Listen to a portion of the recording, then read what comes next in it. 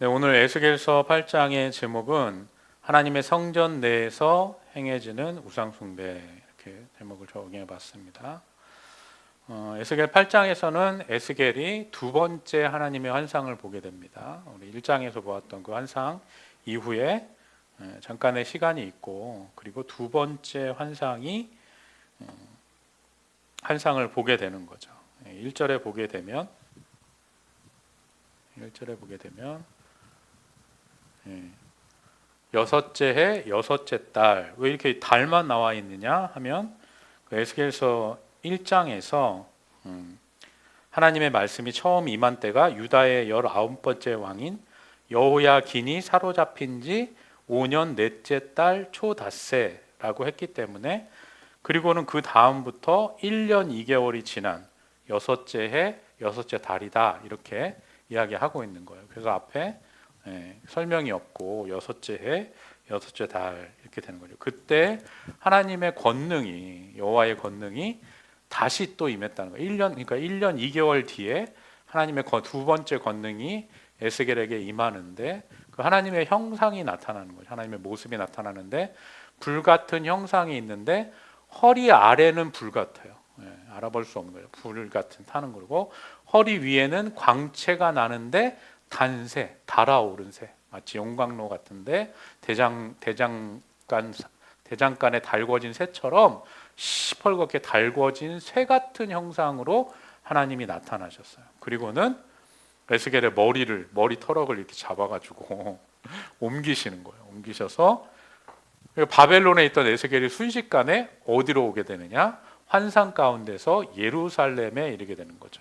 이스라엘 예루살렘 땅, 특별히 성소죠, 성소. 성전 안에 하나님이 에스겔을, 그러니까 순식간에 바벨론에서 들어서 이스라엘 성소 안으로 옮기신 거예요. 성전 안에 안뜰로 들어가는 북향한 문에 이르렀다는 거예요. 거기에 질투의 우상. 하나님은 질투의 하나님이시죠. 지금도 하나님 질투의 하나님이셔요. 어떻게 보면 이 하나님 앞에 붙는 형용사 중에 유일하게 좀 부정적인 것 같은 느낌이 드는 수식어이죠. 질투의 하나님. 근데 거기에는 질투의 우상이 있다는 거예요. 왜 질투의 우상이에요? 질투의 우상이 뭔지 알 수 없는데, 무엇이냐? 하나님이 우상 숭배하는 이스라엘을 바라보시며 질투하신다는 거예요. 질투하셔. 그래서 질투를 일어나게 하는 우상이다라고 이야기하고 있어요. 학자들은 이게 므낫세가 자기의 흉상을 만들어 가지고 예루살렘 성전 안에 두었거든요. 그것일 것이라고 예상해, 많은 학자들이 공통적으로. 그래서 그 형상을 이제 바벨론이 쳐들어오니까 북쪽 바벨론을 막아달라고 므낫세의 형상을 그 예루살렘 성전 북문 쪽에다 갖다 놓은 거예요. 하나님 앞에 의지하는 게 아니고 어떻게 해요? 강했던 왕, 좀 세다고 느껴졌던 왕, 그 우상처럼 섬기는 그것을 거기다 갖다 놓고 바벨론을 막아달라고 지금 이스라엘 백성들이 어리석은 행위를 하고 있다는 거예요. 하나님께서 이것을 보시며 질투가 나신다는 거죠. 질투가 나셔요. 하나님 앞에 엎드려야 될 텐데, 하나님이 내리신 진노잖아요. 바벨론은 하나님이 내리신 진노이고, 이제 유다의 멸망이 이미 정해져 있어요. 그리고 포로로 잡혀간 에스겔에게까지 하나님이 그 사실을 다시 각인시키고 계시는 이 긴박한 순간, 멸망이 완전히 코앞에, 여기 코앞에 다가와 있는데도 불구하고 하나님 앞에 메어 달리는 것이 아니라 엉뚱한 데다가 기도하고, 이것이 오늘 우리에게도 있는, 우리 인간들에게도 있는, 여전히 있는 일들이죠. 죽어가면서도 하나님 찾지 않아요. 죽어가면서도 하나님 찾지 않아요.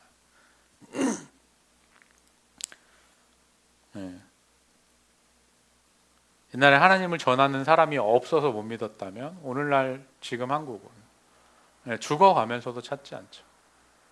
아무리 어려운 일을 당해도 하나님 찾지 않아요. 더 강하게, 더 힘있게, 내 힘으로, 내 능력으로, 내 분노로 그냥 감당하며 살겠다, 이런 모습인 거죠. 하나님이 그 모습이 너무 안타깝고 불쌍하지만 하나님께 구하지 않기 때문에 하나님이 질투하시며 다른 사람의 마음, 하나님의 백성이 가 있는 마음 가 있는 것을 보시며 질투하신다는 거예요. 그래서 질투의 우상이에요. 하나님의 질투를 일으키는 우상이라는 뜻인 것이죠.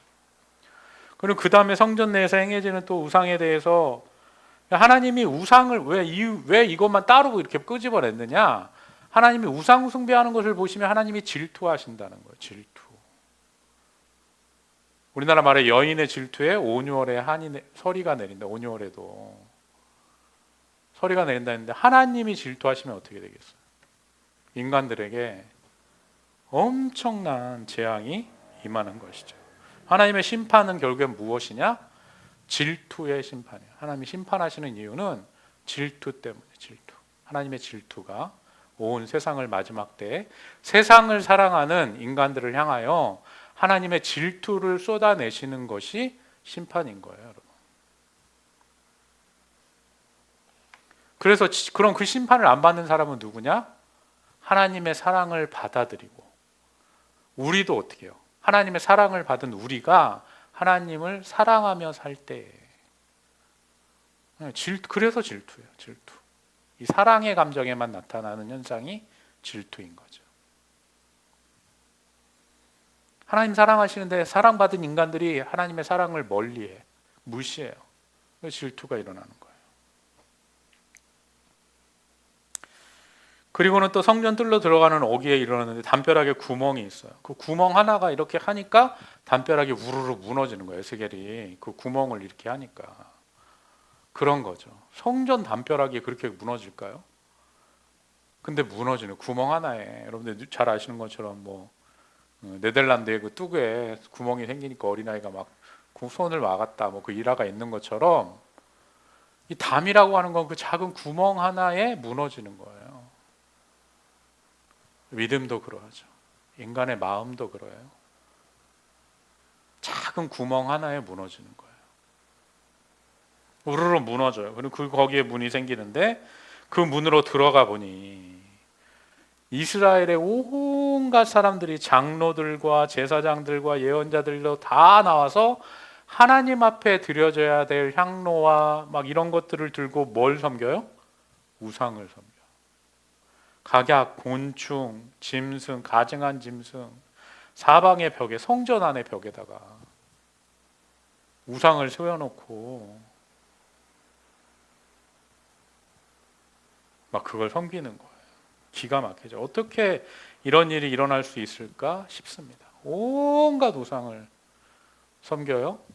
이것도 이미 뭐 하나님께서 기뻐하시지 않는 일인데 하나님께서 더 가증한 걸 보여주겠다 하시면서 14절에 담무스와 태양 숭배하는 것을 보게 하십니다. 이 담무스는 풍요의 신이에요.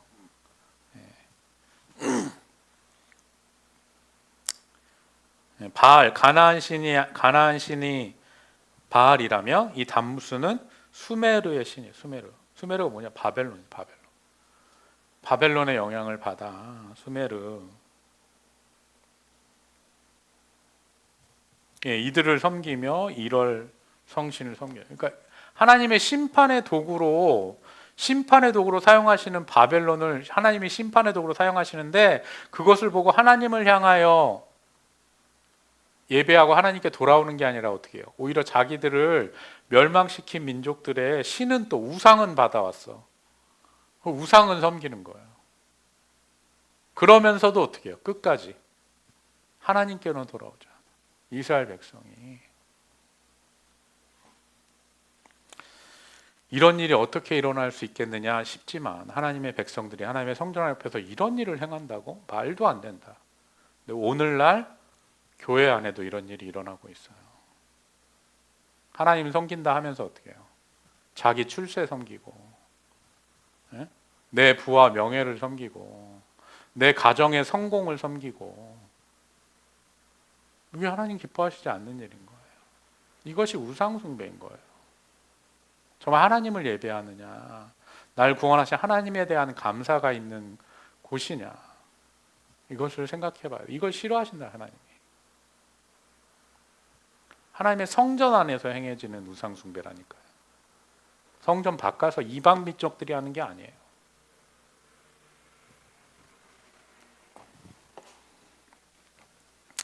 그러면 우리도 정신을 번쩍 차리고 정말 바른 믿음과 바른 신앙을 가지고 살아가기 위해서 깨어 있어야 돼요. 깨어 있어요. 그러기 위해서 말씀을 읽고 기도하고 예배하며 하나님의 뜻을 분별하려고 노력하고 내가 정말 주의 영광을 위해 살고 있는가? 하나님을 기쁘시게 하는 자로 하나님이 원하시는 자로 살고 있는가? 이것을 생각하시며 하나님이 원하시는 삶을 살아가시는 저와 여러분들이 되기를 주의 이름으로 축원드립니다. 주기도문 하시겠습니다. 하늘에 계신 우리 아버지, 아버지의 이름을 거룩하게 하시며 아버지의 나라가 오게 하시며 아버지의 뜻이 하늘에서와 같이 땅에서도 이루어지게 하소서. 오늘 우리에게 일용할 양식을 주시고 우리가 우리에게 잘못한 사람을 용서하여 준 것 같이 우리 죄를 용서하여 주시고 우리를 시험에 빠지지 않게 하시고 악에서 구하소서. 나라와 권능과 영광이 영원히 아버지의 것입니다. 아멘.